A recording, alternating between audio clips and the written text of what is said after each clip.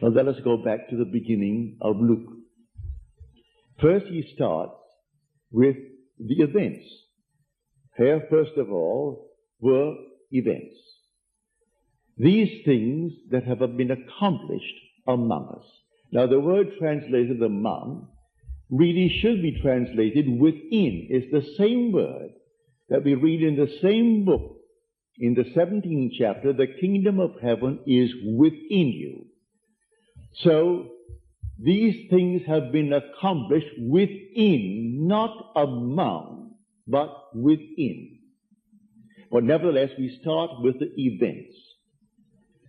And here are the first 4 verses. Inasmuch as many have undertaken to compile a narrative of the things which have been accomplished among us, as they were dictated to us by those who were ministers of the word, who were eyewitnesses from the beginning. It seemed good to me also, having followed all things closely from the very beginning, to write an orderly account for you, most excellent Theophilus, that you may know the truth concerning the things that have been told you. You've heard these things. They're all things that man only heard from those who had experienced it. Can you believe it? Now, all this happened in the synagogue. It did not happen on the outside. These are all Jews who knew their Bible, but they're not scholars. They were not brilliant minds. They were not the Sanhedrin. They were men who simply, it happened within them, as told us in the book of Daniel. He will give it to the lowliest of men. He is not coming to give it to the so-called wise men of the world and those that are known, but to the lowliest of men he will give it. So here are men and women in whom the thing began to unfold like a tree being ripe, and suddenly the blossom unfolds, and here we see the fruit. And they begin to describe their experiences, and knowing Scripture well enough, they could pinpoint the events that were foreshadowed in the Old. And here there's no New Testament, but they know they've brought the Old Testament and the only Testament to fruition. And so they began to tell their story. So here we find first the events. Then we find the oral tradition. So people heard what the few experienced. And then there are the preachers who told the word. Then came the committing of the oral tradition to the written word, because it has to be recorded, because those who actually heard it from those who experienced it are dying off. And so it's time to record for posterity what actually we heard. So now it's committed to the written word. Now Luke sees what has been committed, for he said, inasmuch as many have undertaken to compile a narrative of the things which have been accomplished among us. Now, he does not criticize those who made the attempt, but he said, it seemed good to me also, having studied all things closely, from the very beginning, to write an orderly account for you, most excellent Theophilus, that you may know the truth concerning the things of which you have been informed. Now, Theophilus means one who loves God. It means you, or you would not be here tonight. You are in search of God. And so he is speaking to you when he speaks of writing it for Theophilus, one who loves God, who is in search of God. He does not condemn or in any way criticize those predecessors who attempted the narrative. He simply claims that he has a better arrangement of the source material and not necessarily a greater, I would say, chronological exactitude. He does not put it in a chronological manner. No one does in Scripture. I think I have given you a far greater chronological picture than anyone I have ever seen in print.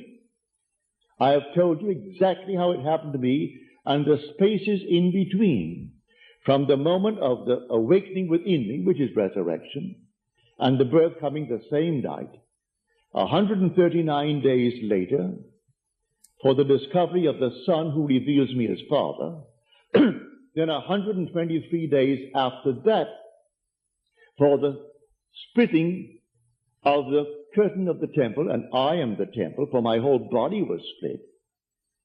And then another 298 days. 2 years beyond that, bringing it to 1,260 days.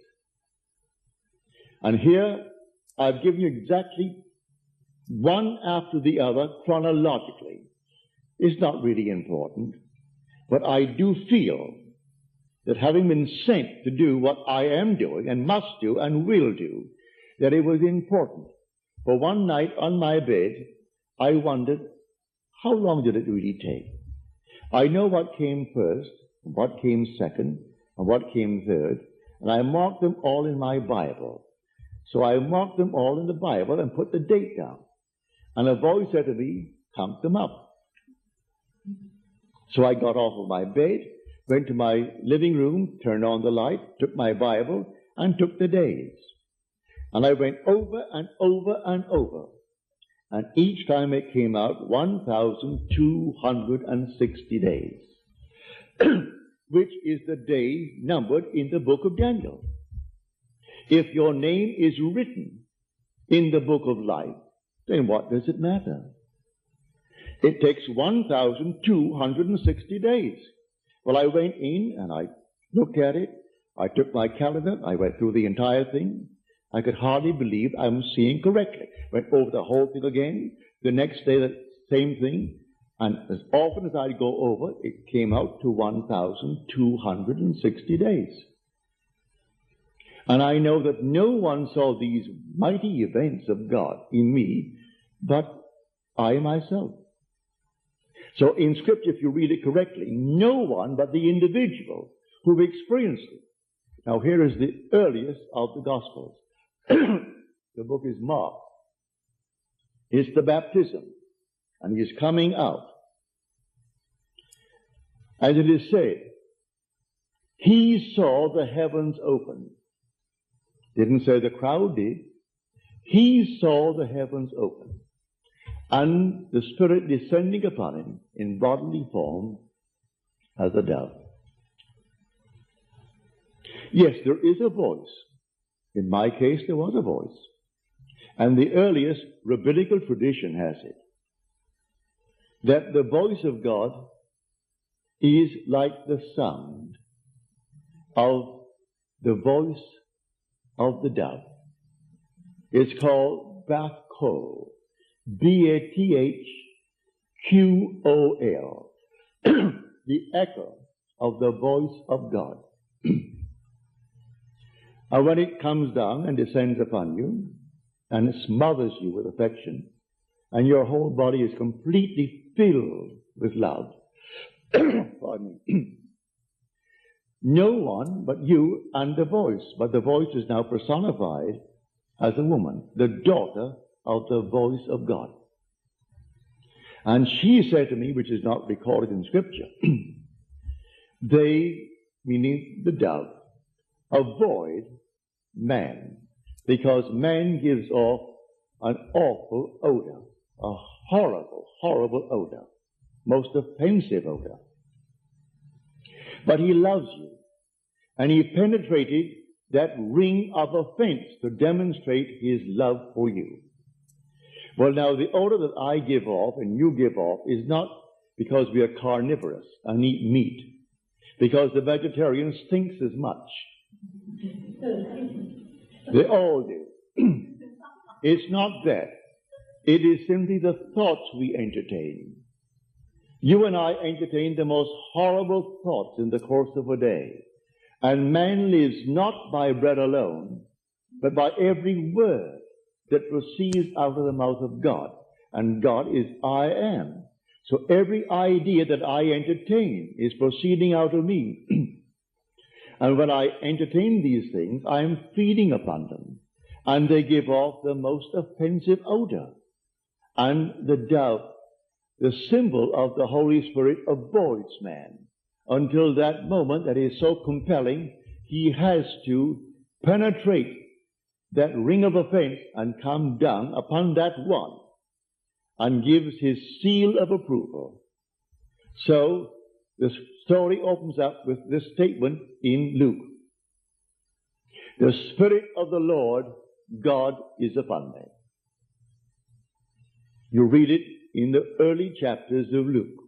He comes out of the water. But may I tell you, you don't see water, but the dove floats. Well, a dove can't float.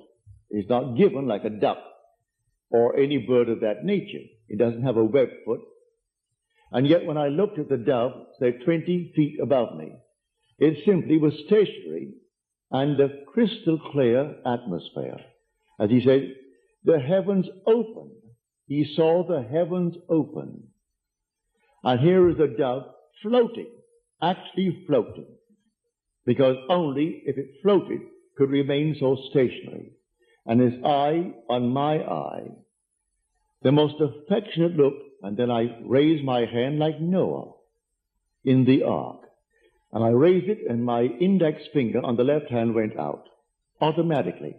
And the dove descended through this crystal clear area and then lit on my finger, and I brought it to my face, and it smothered me in love and kisses and affection. And while he's actually smothering me with affection, the whole thing dissolved. No one saw it, but the voice of the daughter, which is the echo of God. She it was who stood on my left, who told me of the offense that man gives off, and how his love was so overpowering that he penetrated that ring of offense to demonstrate his love for me. And then he came down in bodily form upon me. So he fulfilled the 61st chapter of Isaiah. The Spirit of the Lord God is upon me. He has anointed me to preach glad tidings to the poor, and to open the prison doors of those who are enslaved. And then he closed the book and returned it to the attendant. And then all the eyes were upon him because of what he had said. And in a matter of moments, they were stoning him to death. So he disturbed the complacency of people. So when you take the platform and you in any way disturb the comfortable, those who are complacent, those who are now quite satisfied with the prefabricated misconception of Scripture, they don't want any disturbance, and you disturb them, and they'll warn you. You won't get a salary, you'll be out. For if they learn that you have an outside source of income, then they respect you. That's all they respect anyway, money. What caused this man to take this $500,000? Was it not the love of money? And someone imitating him within 24 hours, so they caught him. They said he was but an imbecile, but he was asking for another $500,000 because how easy it was to get it. So they got them both. One had mapped the whole thing out, and he thought it the perfect crime. They could never find this. He did everything he thought was the right thing, and seemingly betrayed by his intimate friend who knew his secret. Can't you see Scripture? His closest friend betrayed him. No one can betray you who does not have your secret. And so his closest friend and his sister-in-law betrayed him. For reasons not yet told, but they couldn't stand it. And so we are told in Scripture, his closest friend, he who dipped into the dish with me, betrayed me. Only my intimate friend, to whom I reveal my secret, could ever betray me. No one knows the secrets of a man but the Spirit of man. No one knows the secrets of God but the Spirit of God. So if God reveals his secret, only the one to whom he revealed it could betray him. And he has to be his closest friend. That's the story. So he writes a narrative around these events. So you can tell all kinds of things around the series of events. And they aren't very many. They are mighty acts by which God unveils himself in the individual for the salvation of that individual. And the salvation of the individual is to reveal him as God himself.